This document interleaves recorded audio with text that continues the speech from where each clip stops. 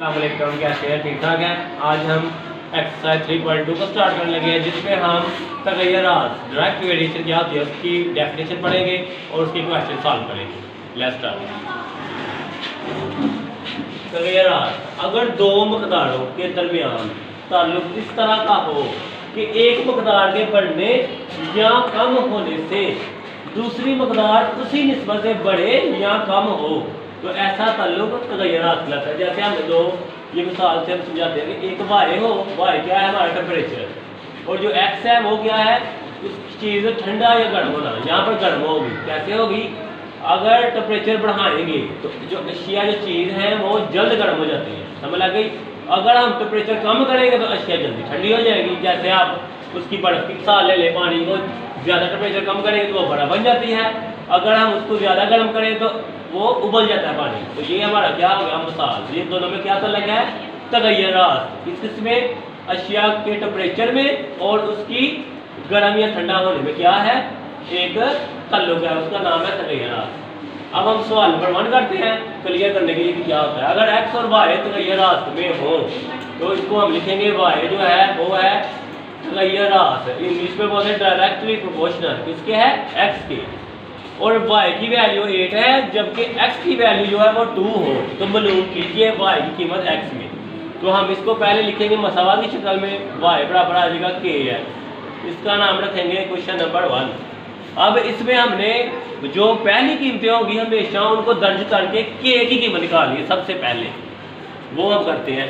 y की value है इधर 8 और x की वैल्यू है 2, तो इधर आ गया 8 के और x की वैल्यू आ गई 2, तो ये 2 इधर मल्टीप्लाई हो रहा है, इधर आके हो जाएगा डिवाइड, तो 2 1 2 2 4 टाइम 8, तो k की वैल्यू आ गई 4। अब ये k की वैल्यू को जब हम क्वेश्चन नंबर 1 में दर्ज करेंगे मसावात नंबर 1 में, तो हमारे पास इसका आंसर आ जाएगा, y की कीमत x में आ जाएगी। इधर मैं लिख लेता हूँ मसावात नंबर 1 में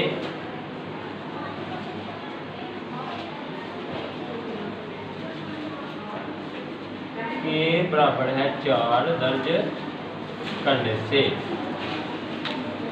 जब इसमें दर्ज करूंगा y का y वैसे का वैसे आ गया, k की जगह जो वैल्यू आएगी 4 और x, ये हमारे पास क्वेश्चन नंबर 2। तो ये हमारे रिक्वायर्ड पहले पार्ट का आंसर, y की कीमत x में आ चुकी है, y भी शामिल है x भी शामिल है और k की जगह 4, ये हमारा एक आंसर आ गया फर्स्ट पार्ट का। अब सेकंड पार्ट, y को फाइंड आउट करें, y को हमने मालूम करना है और x की वैल्यू हमें दी गई है। अभी इसी क्वेश्चन में अगर हम x की वैल्यू रख दें तो y आसानी से निकल आएगा, y is equal to 4, x की जगह 5 रखा, y की वैल्यू आ गई 20। ठीक है, ये हमारा आ गया सेकंड पार्ट का आंसर इसका। अब थर्ड पार्ट, अब x मालूम करना है, y दिया गया है। अब x की जगह हम को फाइंड करना है तो y की जगह हम लिखेंगे 28 और x, ये 4 इधर मल्टीप्लाई हो रहा है, इधर आके डिवाइड, तो x की वैल्यू आ गई 4 1 4 4 7 20, x की वैल्यू आ गई 7। ये हमारा क्वेश्चन नंबर 1 कंप्लीट हो गया। अब हम चलते हैं क्वेश्चन नंबर 2 की तरफ। ब्रेक लो। अब हम क्वेश्चन नंबर 2 करते हैं। अगर y जो है वो डायरेक्टली प्रोपोर्शनल हो x के, मतलब तगय्युरात हो, अगर एक मकदार और दूसरी मकदार वही उसी निस्बत में बढ़े और y की वैल्यू 7 है और जबकि x की वैल्यू 3 हो, तो इधर हम फिर लिखेंगे y जो है वो है डायरेक्टली प्रोपोर्शनल x के।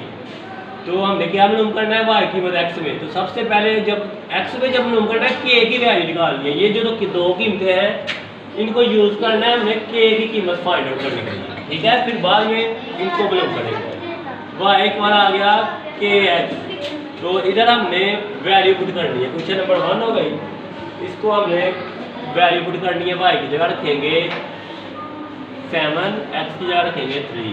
तो फाइंड आउट क्या करेंगे पहले स्टेप में k, इसमें हमने वैल्यू पुट की y की 7, k को वैसे का वैसे आ गया 3, जो 3 मल्टीप्लाई हो रहा है इधर आके डिवाइड। अब इसको मसावात नंबर 1 में दर्ज कर दें।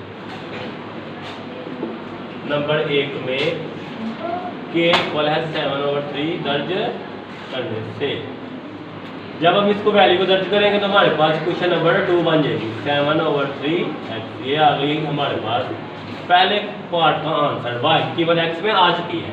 अब हम सेकंड पार्ट में करने के लिए हमें जो ये वैल्यू दी गई इनको करेंगे फाइंड आउट। पहले इसकी बारी। अब हमें x को मालूम करना है, y की वैल्यू दी गई है, क्या दी गई है 35, इसमें दर्ज कर लें 35 आ गया y की जगह 7/3x, ये 3 डिवाइड हो रहा है, इधर आके मल्टीप्लाई, तो यहाँ आ गया 7x। तो आप बता जाओ 7 तो मल्टीप्लाई हो रहा है, नीचे आगे डिवाइड कर लो।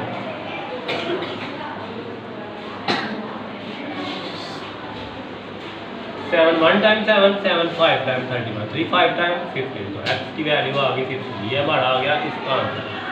अब हम चलते हैं थर्ड पार्ट की तरफ जाना इधर। अब y फाइंड आउट करना है और x की वैल्यू हमें 18 दी गई है। अब x की जगह हमें जिस मसावात में 18 रख लेंगे और y जोड़ कर लेंगे।